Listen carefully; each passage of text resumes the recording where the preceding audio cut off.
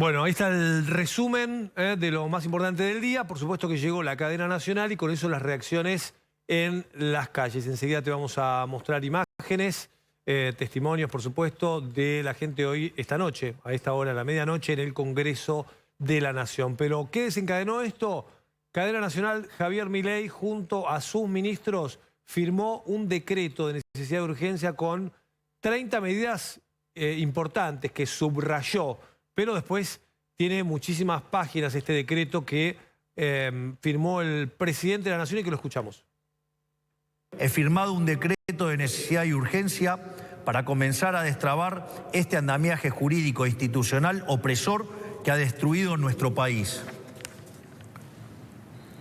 Como nuestro modelo económico, a diferencia de todo lo que se ha hecho en los últimos 100 años, ataca el déficit, que es la causa de nuestros problemas y no las consecuencias del mismo, podemos comenzar hoy a destrabar todas estas regulaciones que pretenden aportar soluciones pero solo generan problemas. El decreto de necesidad y urgencia que estamos presentando hoy tiene por fin comenzar el proceso de regulación económica que la Argentina tanto necesita para poder comenzar a crecer. Entre muchas reformas, el decreto incluye: 1. Derogación de la ley de alquileres para que el mercado inmobiliario vuelva a funcionar sin problemas y alquilar no sea una odisea. 2. Derogación de la ley de abastecimiento para que el Estado nunca más atente contra el derecho de propiedad de los individuos. 3. Derogación de la ley de góndolas para que el Estado deje de entrometerse en las decisiones de los comerciantes argentinos. 4. Derogación de la ley del compre nacional que solo beneficia a determinados actores del poder. 5. Derogación del Observatorio de Precios del Ministerio de Economía para evitar la persecución de las empresas. 6. Derogación de la ley de promoción industrial. 7. Derogación de la ley de promoción comercial. 8. Derogación de la normativa que impide la privatización de las empresas públicas. 9. Derogación del régimen de sociedades del Estado. 10. Transformación de todas las empresas del Estado en sociedades anónimas para su posterior privatización.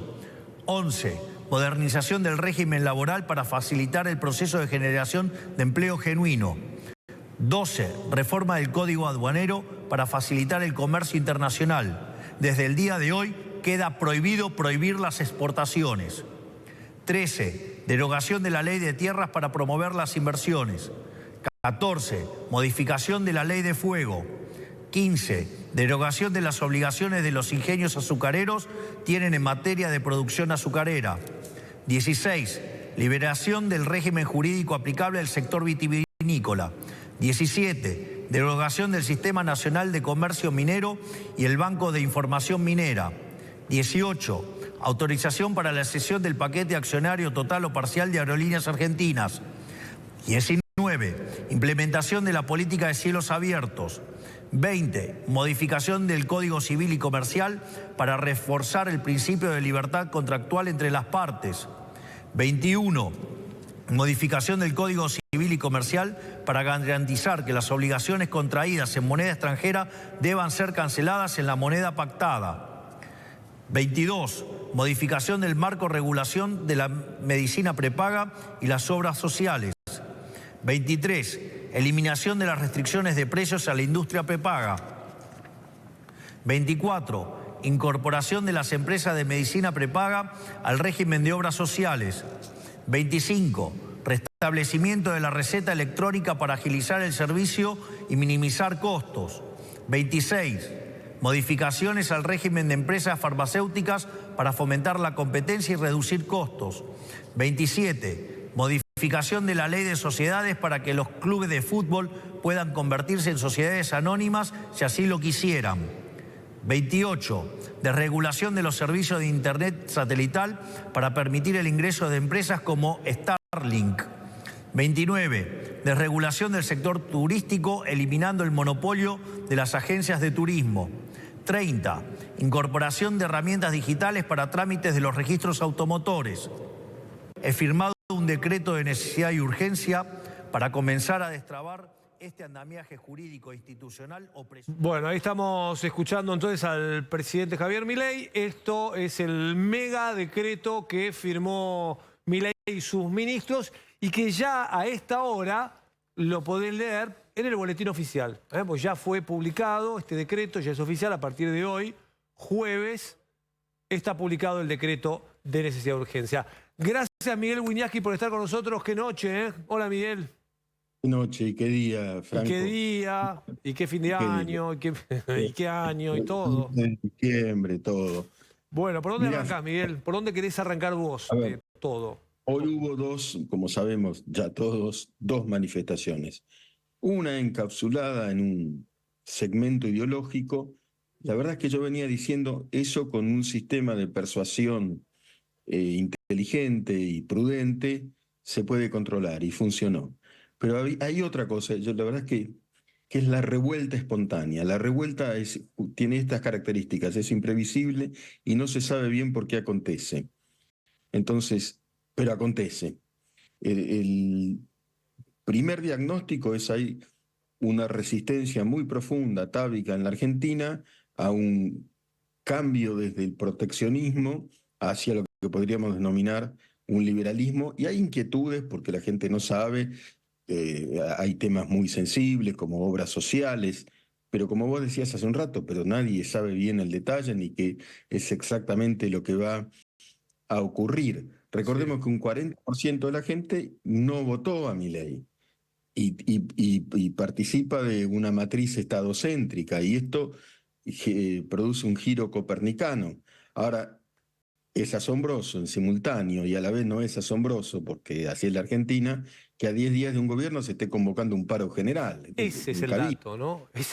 Claro. el dato. Sí, ese es el dato, Miguel. Claro que la CGT no puede, que no hizo un paro en 4 años catastróficos como los que tuvimos, no puede hacer un paro general ahora, ¿no?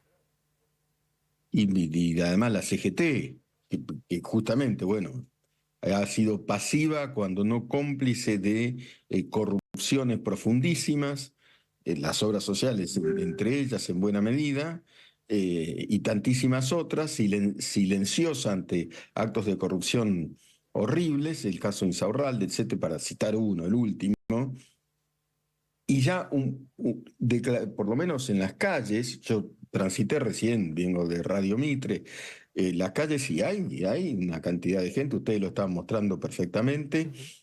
Entonces, ¿cuál es un diagnóstico, a ver, un poco sociológico y espero no ser rebuscado?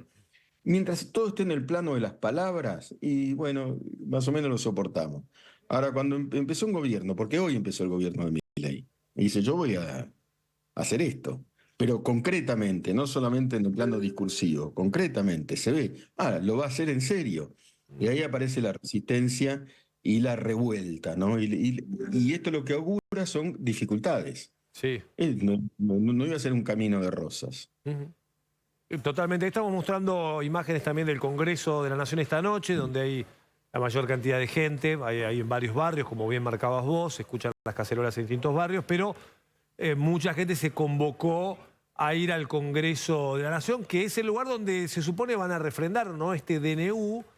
Ahí me escribieron varios como que el número está para que se apruebe el DNU, vamos a ver, queda todavía mucho. O sea, el decreto ya está, lo firmó el presidente, pero después, bueno, el Congreso puede hacer lo suyo con cada Necesita uno el aval de una de las cámaras, por lo menos. Con cada uno de los 300 artículos, que después, Javi, Miguel, hay que leerlos, digo, porque es fácil opinar, nosotros estamos hablando acá en la tele y demás, pero digo, hay que leerlos y después ver qué impacto tienen también. Por eso digo, pasaron 10 días y hay gente que no está dispuesta, Miguel, a darle ni una oportunidad, o sea, ni 10 días le quieren dar a Milei, lo que están gritando que se vayan todos, ¿no?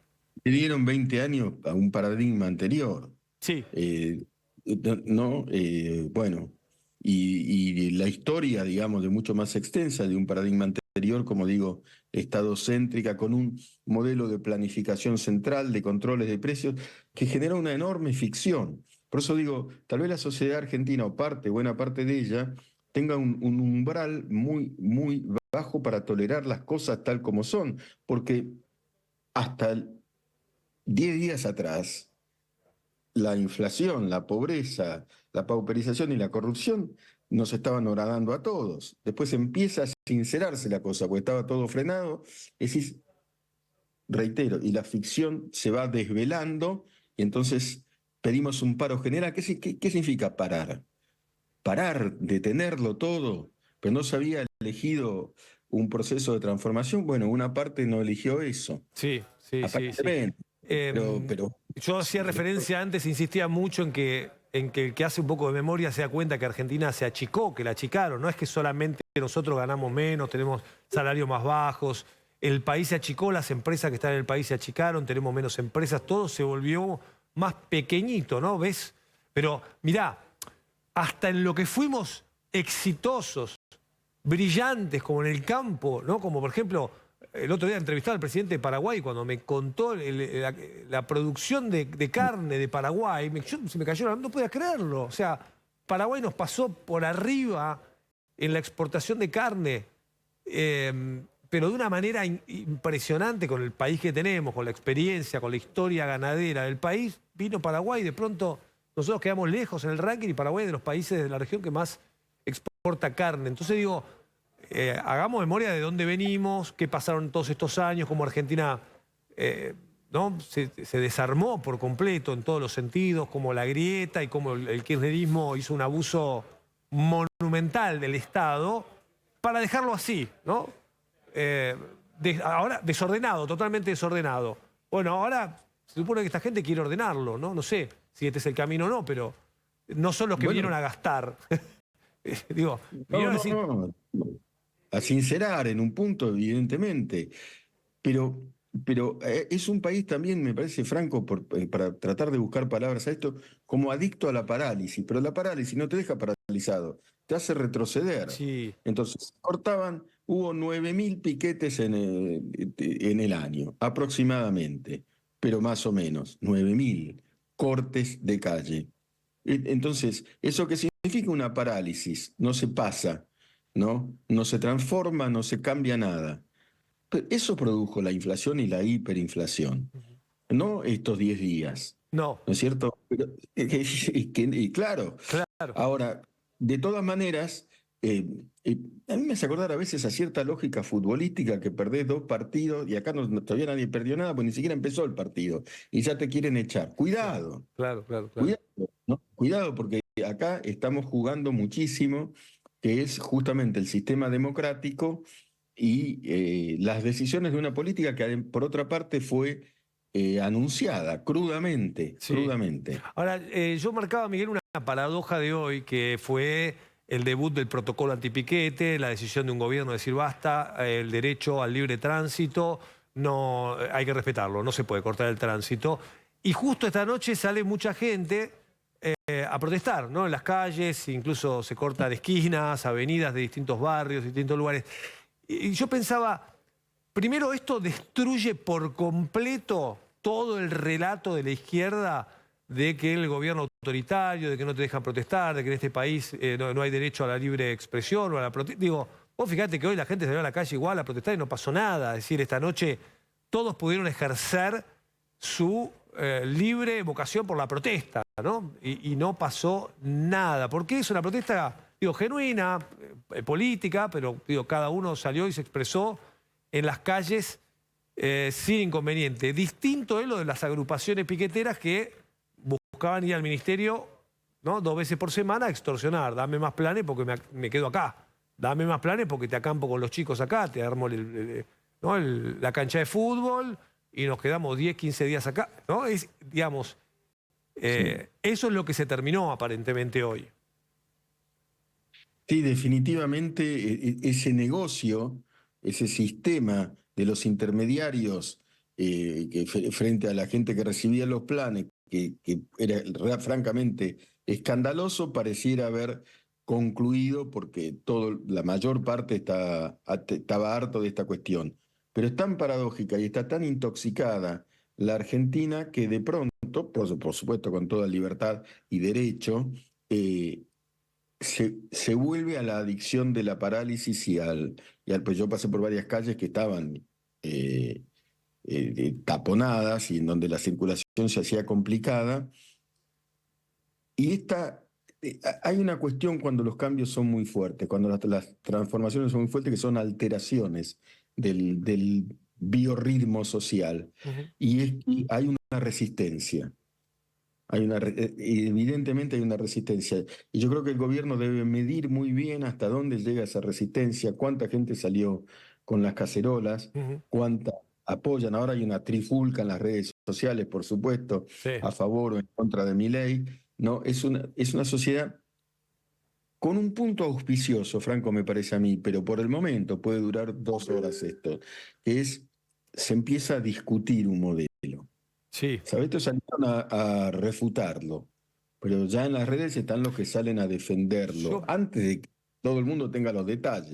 Sí, antes de terminar de leer todo este paquete, ¿no? Yo lo que te quería preguntar, Miguel, es ¿cuál va a ser la reacción del gobierno? ¿Cuál debiera ser la reacción del gobierno de Milei? Porque muchas veces hablamos y escuchamos la historia de Aníbal Fernández, de Alberto Fernández, de tantos voceros de los gobiernos de Cristina, de Néstor, de Alberto, que siempre negaban la realidad, ¿viste? La gente que salía eran patoteros, los que salían eran oligarcas, eran la señora de Recoleta, los ninguneaba, ¿no?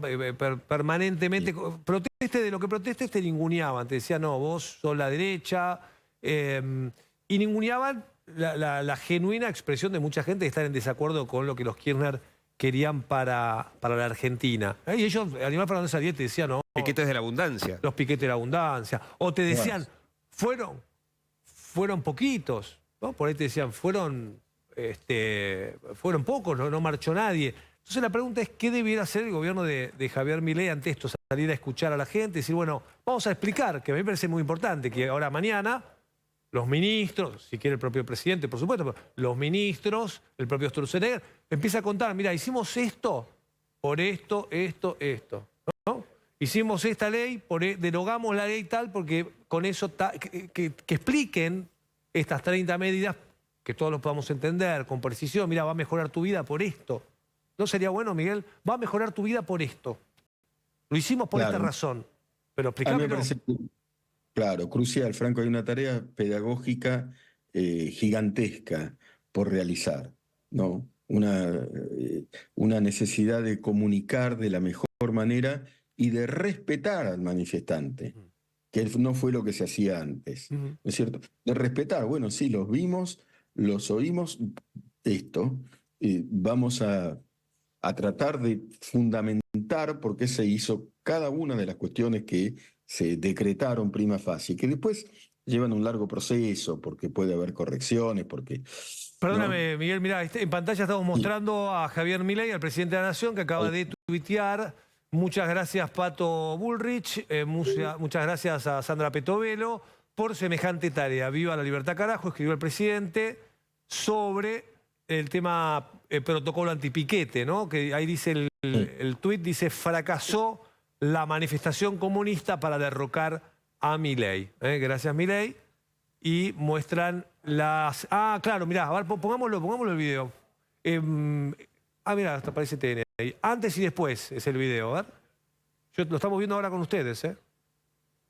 Sí. Claro, están mostrando las imágenes de antes, cómo eran los piquetes en la 9 de julio. Ahora lo vamos a ver completo.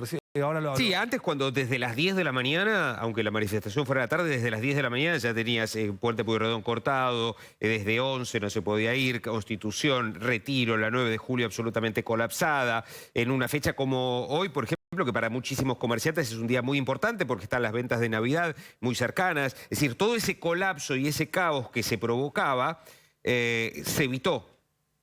Sin evitar la protesta, sin evitar la manifestación, que era de lo que se venía hablando. Es decir, no el evitar o impedir que marcharan los que querían protestar o los piqueteros o los que reclamaban por los planes. Digamos que argumentaban como un acto fascista que te van a sacar el plan si manifestás.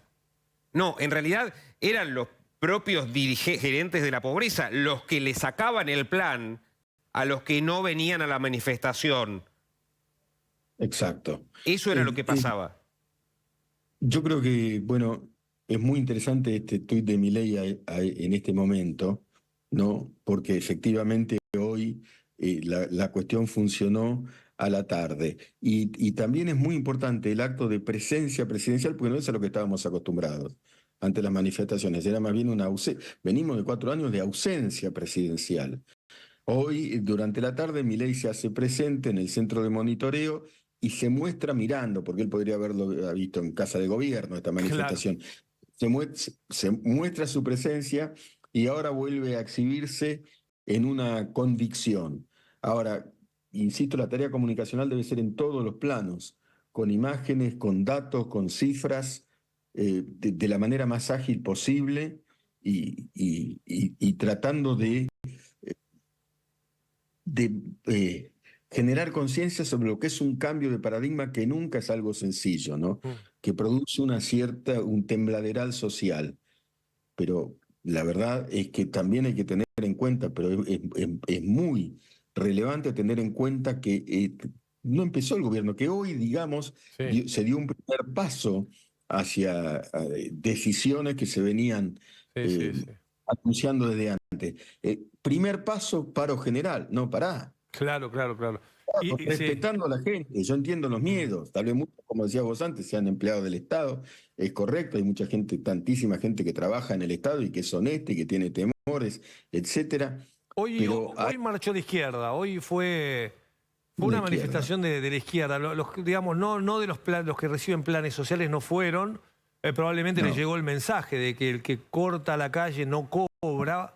Y eso fue impactante porque se vio claramente en las imágenes de hoy que los que marchaban eran los dirigentes de los partidos de izquierda, ¿no? El MST, el Partido Obrero, el Polo Obrero, pero no la gente que recibe los planes. ¿Ves? Ahí estamos mostrando imágenes, por ejemplo, de las camionetas habituales del MST, de los partidos de izquierda, viste que estaban los referentes de las elecciones de siempre, Nicolás del Caño, no sé, Miriam Breckman, sí, Beliboni. Beliboni, Francisco Solano, es decir, todos, Godard. Alejandro Godard, exactamente, todos que han sido diputados provinciales, diputados de la ciudad, han tenido cargos políticos, o sea, todos políticos. Fue una marcha con militantes de izquierda y no con grupos que reciben planes sociales. Pero veamos lo que escribió Javier Milei, lo tenemos para mostrar el antes y el después, es la visión del gobierno sobre lo que fue hoy el día a de ver. piquetes y el protocolo. A ver.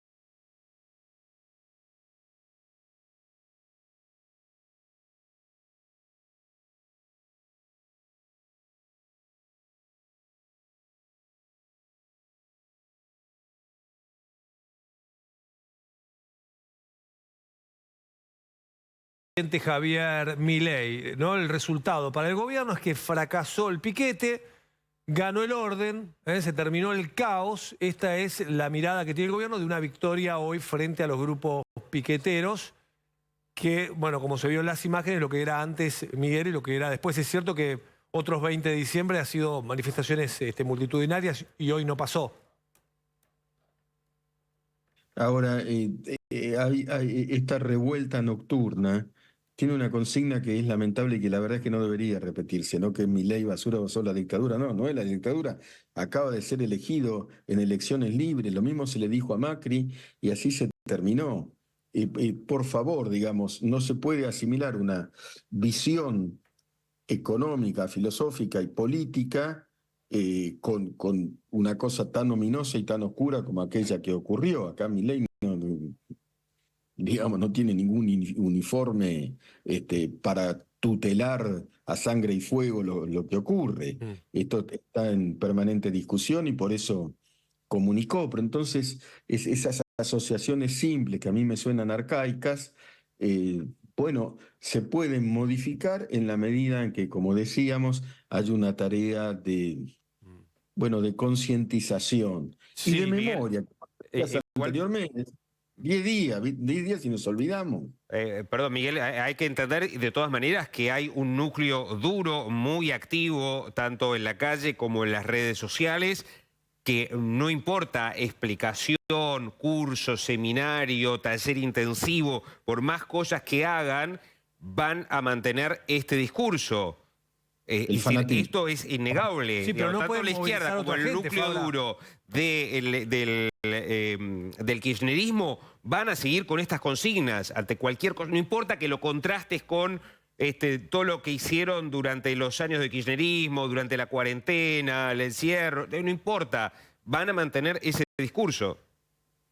Sí, el fanatismo está amurallado, pero hay un sector afuera, en círculos concéntricos, al núcleo fanático, yo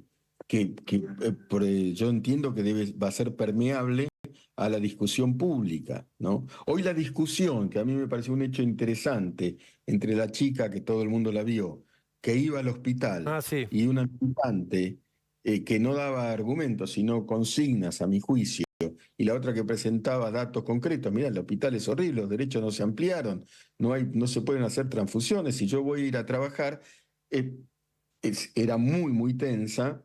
Ahora, pareció una semilla, digamos, de comienzo de diálogo en extrema tensión, pero es que las tensiones iban a darse. Pero bueno, hay que dialogar. La chica del hospital dio argumentos contundentes, empíricos, y la otra, a mi juicio, dogmas incomprobables. Bueno, esto es lo que debe ocurrir y esos núcleos duros, el núcleo del fanatismo en esta sociedad y en tantísimas otras sociedades son inconmovibles, pero son un gran mal. La gran intoxicación es el núcleo del fanático, ojo, de un lado y del otro. Creo que más que un comienzo de diálogo es ya no nos dejamos psicopatear. Hay mucha gente que antes, frente a esta cuestión de no, los derechos, y venimos, miraba para el otro lado, agachaba la cabeza y decía, bueno, qué sé yo, me tengo que fumar el piquete, tengo que hacer esto, tengo que hacer lo otro.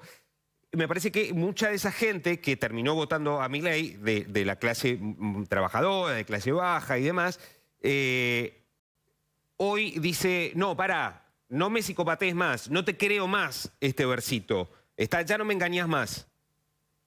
Claro. Y esa es la reacción. Y me parece que eso es lo que pasó hoy y lo que veíamos hoy, por ejemplo, ahí en Constitución. Vos sabés que, Miguel, los partidos de izquierda, los dirigentes, hoy estaban enojados porque usaron las estaciones de trenes para poner el cartel que decía, si vas a cortar, no cobrás. El que corta no cobra. Era muy, ahí está, mirá, el que corta no cobra. Si te están obligando, podés denunciar anónimamente el 134, ¿no? Una idea comunicacional importante porque estaba en las estaciones de trenes, en todos lados donde podían comunicar esto. Y ellos decían que era, viste, como el gran hermano, como el Estado, viste, George Orwell, en 1984, el famoso libro, metiéndose en la vida de todos los ciudadanos. Pero en realidad fue al revés toda la vida. Durante 20 años, ellos le decían, si no vas al piquete, no cobras el plan. Si no venís a la marcha, no cobras el plan, ¿no? Te tomaban lista para ver si estabas, si tu tarea era asistir a la marcha. Por eso tantas veces nuestros cronistas decían, señor, ¿por qué vino? No sé quién me trajo. Pero es una forma, ya lo sabemos, de tomar a tantísima gente de rehén. Bueno, eso parece haberse abierto y ojalá así sea.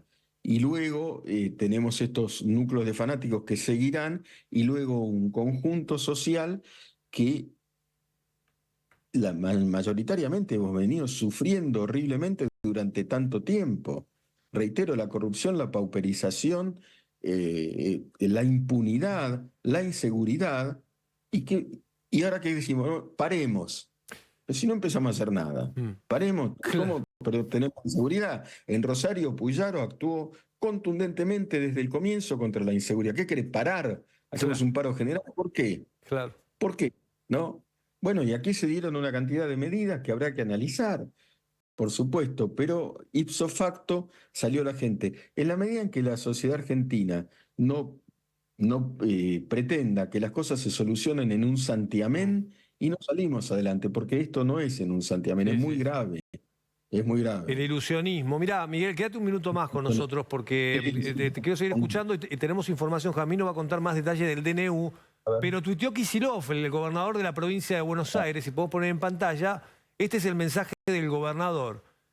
Dice, en el día de ayer los gobernadores de las 23 provincias fuimos convocados por el presidente que durante 45 minutos repitió el mismo discurso que dio al asumir de espaldas al Congreso. Luego nos pidió el apoyo para un paquete de leyes que no especificó, aunque se lo pedimos. Hoy, a espaldas de la división de poderes, anuncia un decreto que sin necesidad ni urgencia pretende derogar un conjunto de leyes de todo tipo. Así, se propone privatizar todo, desregular todo, destruir derechos de los trabajadores, arrasar con sectores completos de la producción, rifar los clubes de fútbol y el patrimonio de los argentinos. Todo esto sin pasar por el Congreso, que podría sesionar y discutirlo. Le faltó decir democracia afuera.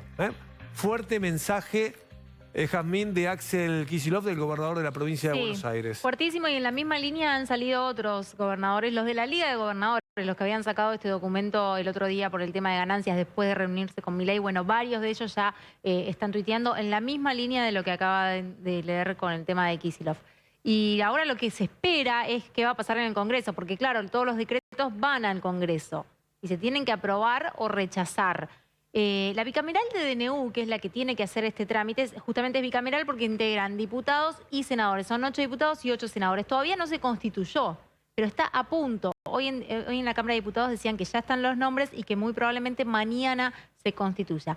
La realidad es que lo que pasa en esa bicameral es importante, sí, pero más importante es lo que pueda llegar a pasar en el recinto, porque como toda comisión se le da dictamen por rechazo o por aprobarlo o por aprobación, pero después en el recinto es donde tienen que estar los votos. Para aprobarlo lo tiene que aprobar una Cámara. Generalmente durante todo el gobierno de Cristina Fernández de Kirchner, el Senado, en donde tenían una mayoría, fue el que le blindó, como se dice en el Congreso, varios de los decretos de Alberto Fernández. En caso de que opten por querer rechazarlo, tiene que ser digamos, se tiene que aprobar el rechazo, se tiene que rechazar en realidad en las dos cámaras. El debate a esta hora es muy, está todo muy a ver la letra chica. Nadie quiere adelantar nada. Muchos de los diputados, incluso te decía del PRO, de la UCR, de la coalición cívica, digamos, de lo que es Juntos por el Cambio, están atentos y en alerta y lo quieren leer en profundidad para poder decir. Hay un diputado, Carvajal, de Formosa, que es un ex juez, que planteó ya en un tuit hace un ratito qué puede pasar si se avalan parcialmente. Porque ¿qué pasa con el DNU? El DNU no se puede modificar, se aprueba o se rechaza, pero no le puedes hacer cambios como si fuera una ley. O sea, tienen que decidir por sí o por no, luz verde o luz roja.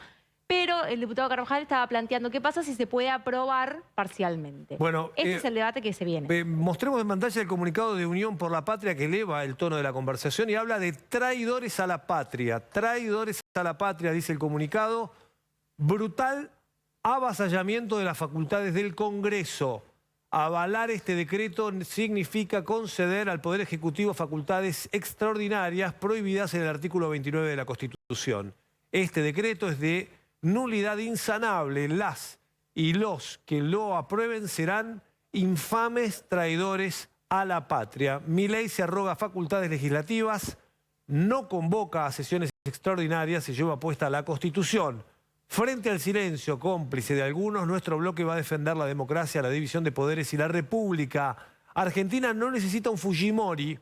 Las medidas anunciadas generarán un enorme perjuicio al pueblo argentino. Vamos a exigir que el Congreso funcione, se reúna la comisión bicameral y se convoque a extraordinarias. Este decreto tiene que ser rechazado por el Congreso con urgencia, dice Unión por la Patria esta noche. Qué noche intensa estamos teniendo. Una de las cosas que no comenté recién, pero no se necesita para tratar en la bicameral el tema del DNU, no se necesita la convocatoria extraordinaria, porque la bicameral es una comisión permanente que puede reunirse cuando quiera. Así que esto, ahora, una vez que se constituye, lo pueden empezar a tratar en la bicameral cuando quieran. Miguel, te quiero escuchar.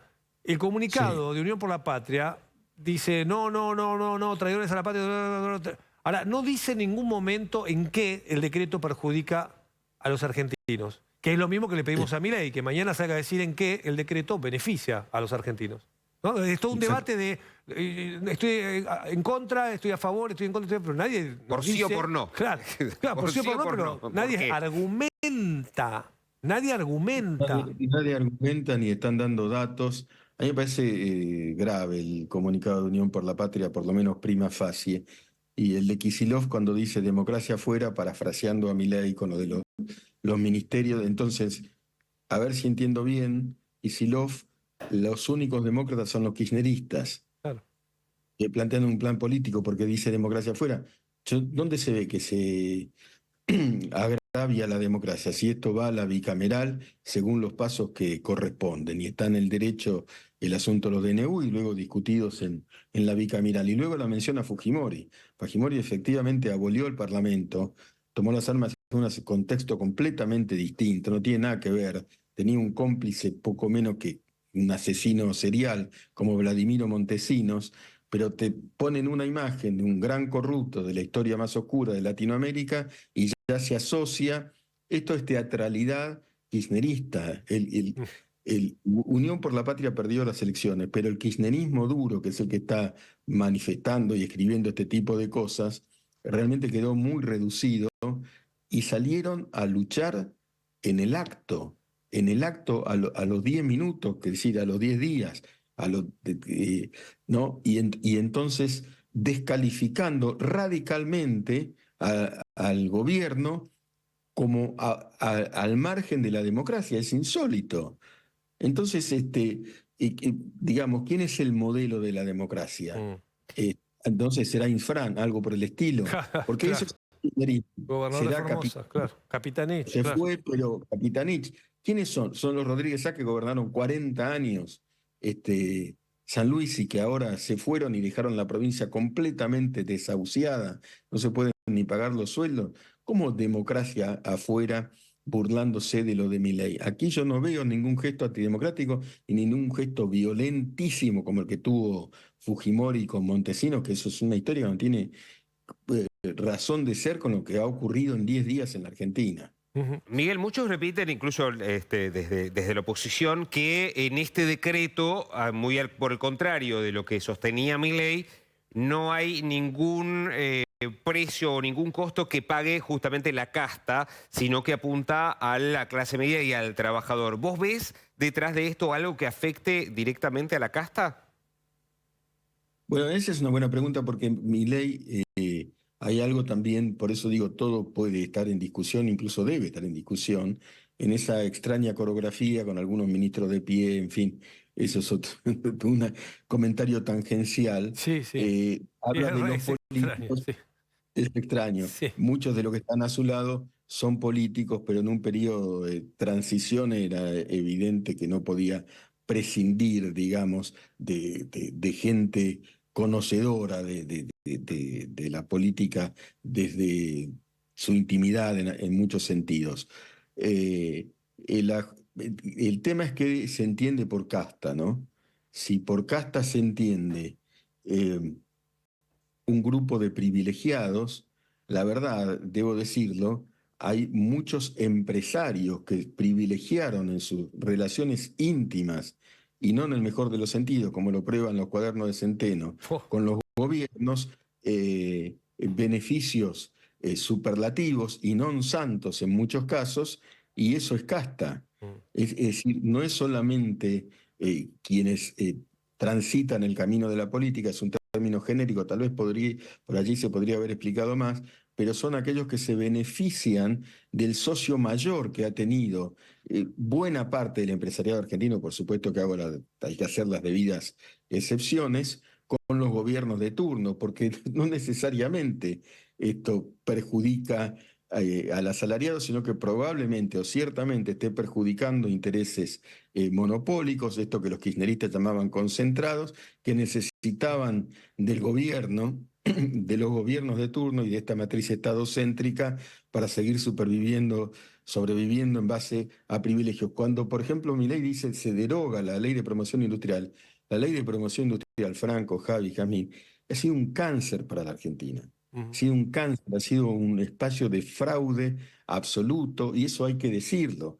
En San Luis había sobornos para que 5.706 empresas falsas se instalaran allí, falsas, pagándole al gobierno entre 50.000 y 300.000 dólares trimestrales durante años. Y en Tierra del Fuego hay muchísimo que indagar. Entonces, ¿dónde se ve el claro. perjuicio? Obligados a comprar productos que salen 2 o 3 veces más que lo que valen afuera, en cualquier lugar afuera, para subsidiar sectores empresarios también, ¿no? Sectores empresarios o generar monstruitos políticos feudales, etcétera. Eso, por ejemplo, es un tema que hay que analizarlo. El asunto de los regímenes, de los sitios estos del automotor, de los registros del automotor, es claro. otro tema. ¿Dónde se perjudica a la gente? Por eso hay que analizar punto por punto. En algunos puede ser. Pero bueno, para eso está la bicameral y la discusión pública, ¿no es cierto? Quería Pero ya... mostrar información ahora de este momento, porque como estamos contando, es una noche donde está pasando un montón de cosas después del decreto. Esto acaba de escribir Patricia Bullrich. Si no es todo, es nada. Parte de lo que fue su campaña, ese mensaje. Si no es todo, es nada. El cambio en marcha a toda velocidad, escribe Patricia Bullrich, y pone una imagen del momento del anuncio del decreto de necesidad y urgencia, ¿no? Es decir, un apoyo rotundo de Patricia Bullrich al decreto del presidente Javier Milei. Miriam Bregman, diputada de la izquierda, dice: el decreto es un plan de guerra contra el pueblo trabajador. Paro nacional activo ya, grita Bregman, paro nacional activo ya. Claro que no es la CGT, ¿no?, la que está convocando un paro, sino es en este caso la izquierda la que está reclamando, como escuchábamos en algunos cacerolazos esta noche, el reclamo de paro. Bueno, ahí está el dato de Héctor Daer, el titular de la CGT. Rechazamos el DNU decretado por el gobierno. Subvierte el orden republicano, democrático y altera la división de poderes. Su inconstitucionalidad es manifiesta. No vamos a tolerar el ataque a los derechos laborales, sociales y a la seguridad social. Las emergencias dictadas solo se justifican en un diagnóstico intencionalmente falaz para arrasar con los derechos sociales de todos los argentinos. Escribe Héctor Daer que habría que revisar sus tweets de los últimos 4 años, porque la verdad que la velocidad que tuvo para escribir, se ve que le volvió a Internet a Héctor Daer. Le volvió a la Internet, porque en 4 años no escribió nada de la inflación, de la pandemia, de todos los laburantes que no llegan a fin de mes, de la inflación que destruyó el salario. No. Recuperó Internet y escribió esto. Héctor Daer, que se ve que ya leyó todo el decreto de necesidad de urgencia y entonces lo rechazó. Pero volviendo, Miguel, a lo que te preguntaba antes y a lo que dice Unión por la Patria, nadie argumenta por qué. Héctor Daer dice: no, está mal, repudiamos, rechazamos. Decime por qué. Y además dice: subvierte el orden republicano. ¿Por qué? Y Miriam Bregman considera que esto es un ataque, y esto lo tengo que decir porque creo que hay que decirlo, que considera que esto es una declaración de guerra al pueblo argentino. No consideró que era un acto de agresión de Hamás a las violaciones, torturas y tormentos. Consideró lo contrario en el sur de Israel. Y esto no significa que uno no esté preocupado por el destino del pueblo palestino en general, es otra cosa. Y ella se encargó de considerar que eso tenía algún tipo de justificación. Y no la tiene ninguna. Digo, comentario al margen, pero debo hacerlo, ¿no? Y entonces tenemos entre el silencio de los corporativos de siempre, tipo Daer, corporativos de siempre, y hay que analizar su historia, que nada hizo para cambiarla, ni para cambiar los beneficios de la añeja corporación sindical argentina, sindical, oligárquica, gremial, y reitero lo de añeja no por una falta de respeto a la gerontocracia, pero sí porque es añeja en sus postulados. Nada hizo, todo lo contrario. Es un grandísimo conservador. Es un conservador y un grandísimo reaccionario. Y Miriam Bregman, encapsulada en sus dogmas, también lo es. Esto no significa carta blanca para Milei. Eso significa salgamos a discutir, salgamos a argumentar, pongamos los datos. Yo no quiero decir, yo no soy un militante de Milei, lo miro a distancia. Está clarísimo, claro. Del periodismo, claro. No es una carta blanca. pero sí analicemos quiénes son los emisores políticos de esta resistencia inmediata, antes de que suceda nada. Antes de que suceda nada, ¿no será que los privilegios eran muchos? ¿Quiénes son los accionarios acá? ¿Quién es la oligarquía acá, la oligarquía política? Sí. ¿No? ¿Quiénes han sido los beneficiarios? Daer la pasó muy mal durante todos estos años, o los trabajadores, a los que Daer no defendió, la pasaron muy mal. Claro. Muy mal. Tienen el problema de que son voces del fracaso, ¿no? Es decir, que digamos es lo que va a aprovechar Milei, calculo, ¿no? En sus primeros meses de gestión, que digo, todos estos que están hablando son las voces del fracaso, entonces es muy complejo, ¿no? Para ellos poder tratar de argumentar algo, ¿no? ¿Qué van a decir, ¿no? Si vienen de un fracaso brutal. Miguel, estamos ya sin tiempo. Me queda lo último, lo de Martín Menem. ¿Podemos ponerlo? Muy rápidamente, porque también tuiteó el presidente de la Cámara de Diputados, Martín Menem, dice: comienza la reconstrucción de la Argentina, y pone... La misma claro. foto de 1991, cuando anunció Menem, ¿no?, la desregularización del Estado, y evoca la imagen casi idéntica, algunos ahí parados y todo el gabinete sentado alrededor del presidente. Obviamente no es el mismo lugar, pero Casa Rosada y misma imagen evocando este momento de la presidencia de Menem. Bueno, ahí está, ¿no? Algunos añoran esa época de los 90. El propio Milei ha muchas veces hablado como que fue el mejor presidente, el mejor momento de la Argentina. Así que, Miguel, nos quedan los últimos segundos para que hagas un cierre, si querés, de este día